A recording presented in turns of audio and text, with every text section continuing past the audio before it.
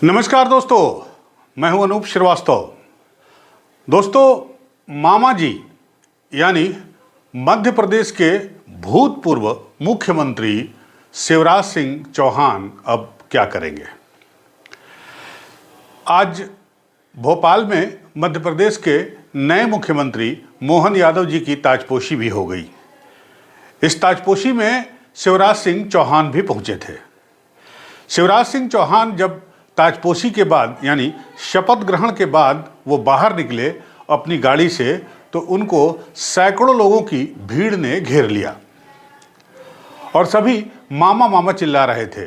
शिवराज सिंह भावुक हो गए और शपथ ग्रहण के पहले भी वो भावुक थे, और जब से मोहन यादव जी के नाम का ऐलान हुआ है उसके बाद से उनकी भावुकता थोड़ी बढ़ी हुई दिखाई जरूर दे रही थी। और इसके कुछ बयान भी कल उन्होंने दिए थे, और आज भी जब वो शपथ ग्रहण समारोह में शामिल होने जा रहे थे तो उन्होंने एक बयान दिया कि जैसी चदरिया वो थी अब वो उसे छोड़कर जा रहे हैं।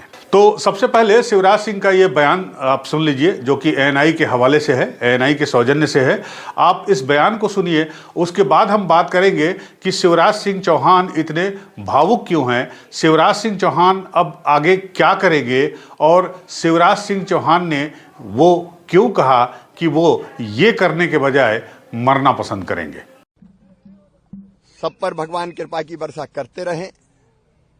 आज 11:30 बजे मध्य प्रदेश के नए मुख्यमंत्री जी शपथ लेंगे और मुझे पूरा विश्वास है वो मध्य प्रदेश की समृद्धि और विकास को और जनता के कल्याण को नई ऊंचाइयों पर ले जाएंगे। उनको शुभकामनाएं। आज प्रधानमंत्री जी पधार रहे हैं, उनका हृदय से स्वागत, गृह मंत्री जी का स्वागत, हमारे राष्ट्रीय अध्यक्ष नड्डा जी का स्वागत। और मित्रों, अब विदा जस की तस रख दीनी चदरिया। पार्टी के कार्यकर्ता के नाते, समर्पित कार्यकर्ता के नाते मैंने सदैव कहा भारतीय जनता पार्टी मिशन है मेरे लिए, राष्ट्रीय पुनर्निर्माण का, जनता के कल्याण का, दरिद्र नारायण की सेवा का। वो काम लगातार चलता रहेगा। मैं अंत में इतना ही कहता हूं कि मुख्यमंत्री रहते हुए भी जनता से मेरे रिश्ते कभी मुख्यमंत्री और जनता के नहीं रहे, परिवार के रिश्ते रहे हैं। मामा का रिश्ता है प्यार का रिश्ता, और भैया का रिश्ता है विश्वास का रिश्ता। ये प्यार और विश्वास के रिश्ते को जब तक मेरी सांस चलेगी तब तक मैं टूटने नहीं दूंगा। आपको पता है दोस्तों कि शिवराज सिंह चौहान ने पूरे लगभग 16.5 साल से भी अधिक मुख्यमंत्री पद संभाला है मध्य प्रदेश में, और कहा यह भी जाता है कि शिवराज सिंह चौहान ने मुख्यमंत्री रहते हुए मध्य प्रदेश को एक बीमारू प्रदेश से उठाकर एक विकसित प्रदेश की ओर ले जाने का काम भी किया।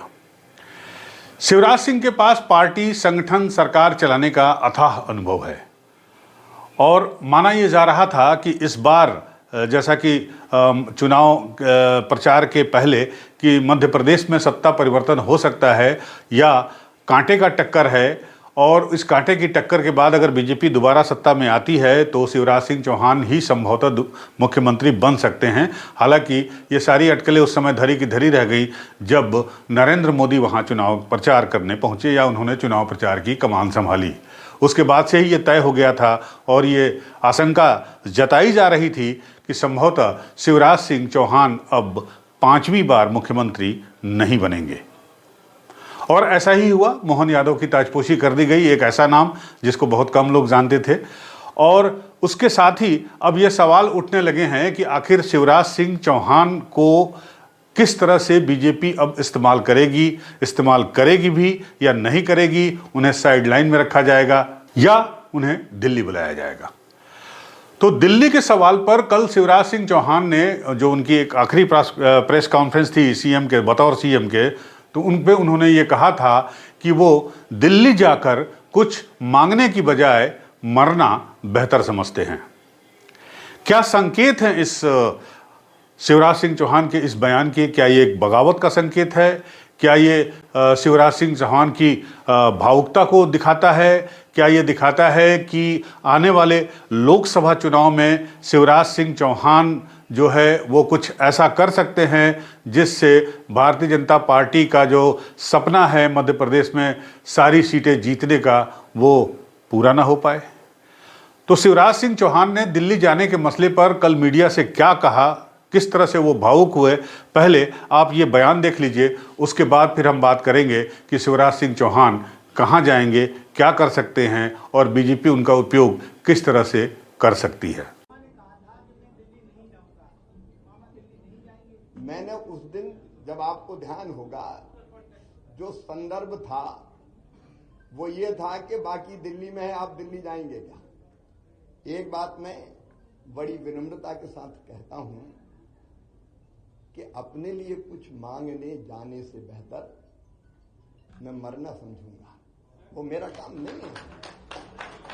इसलिए मैंने कहा था मैं दिल्ली नहीं जाऊंगा। मैंने देखिए मुख्यमंत्री जी से एक मांग की,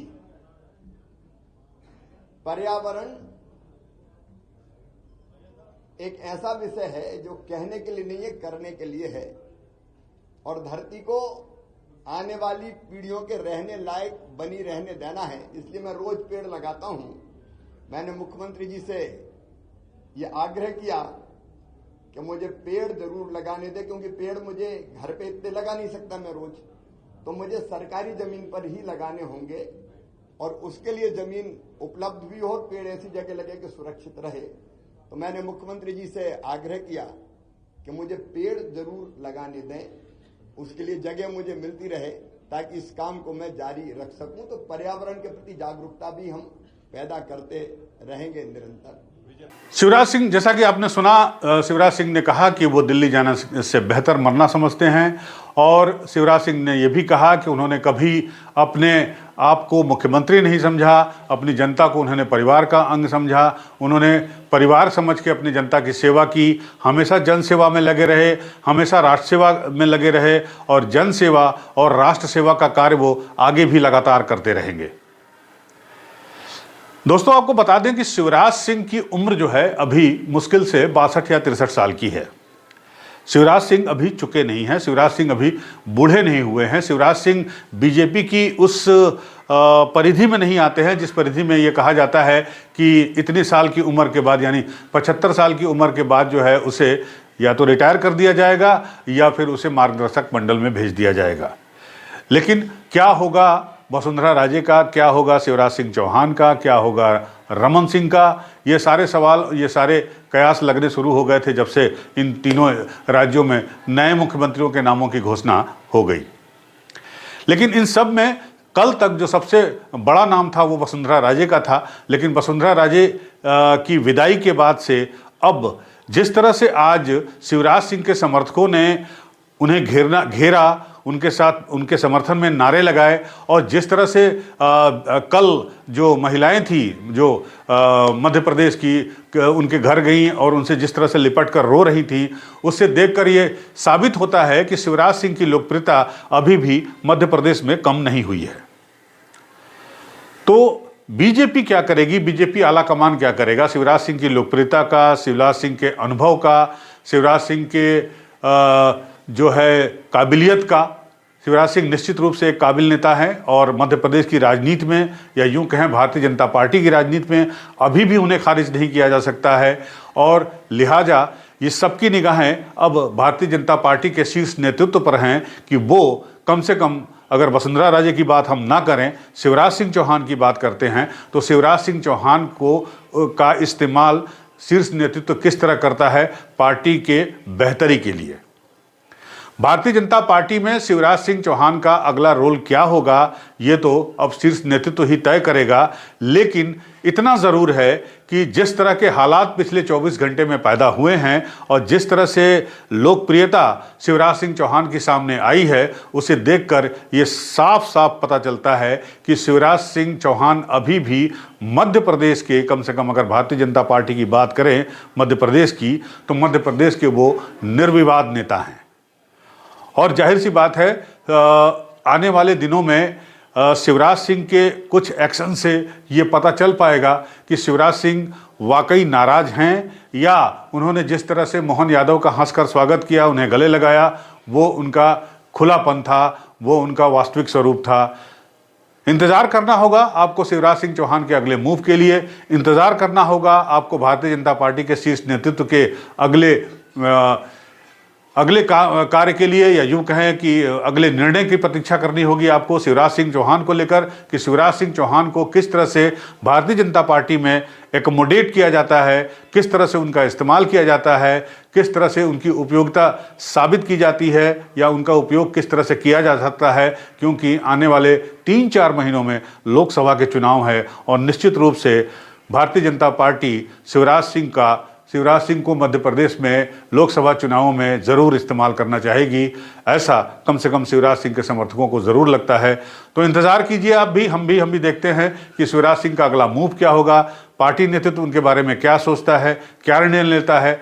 जो भी होगा वो खबर हम आप तक पहुँचाते रहेंगे। आप बने रहिए हमारे साथ। अगर आपको ये वीडियो अच्छा लगा हो तो हमारे चैनल को लाइक करिए, सब्सक्राइब करिए। धन्यवाद।